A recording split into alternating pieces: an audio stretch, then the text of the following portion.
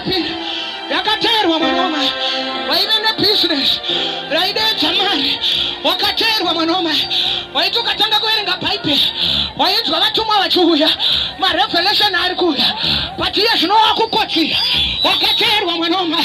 yakevo Israeli shino Israeli ili pakatia yakupapatera moshi amaiwe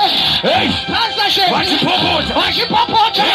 shino zine pipe ayana manje Jehova nokuyenda kupere kwa Israeli kwa ile ne mutumwa wali batungamirira tunabba bana mutora nokuna mwisa ku mashuri ana shoda bitwana mwa taura nani taura imani wapeta kutora mutumwa wapeta matora kore uraile bambe taura nani taura imani taura imani sinofanya kusana sinofanya kusana epera sinofanya kusana sare mana sinofanya kusana sare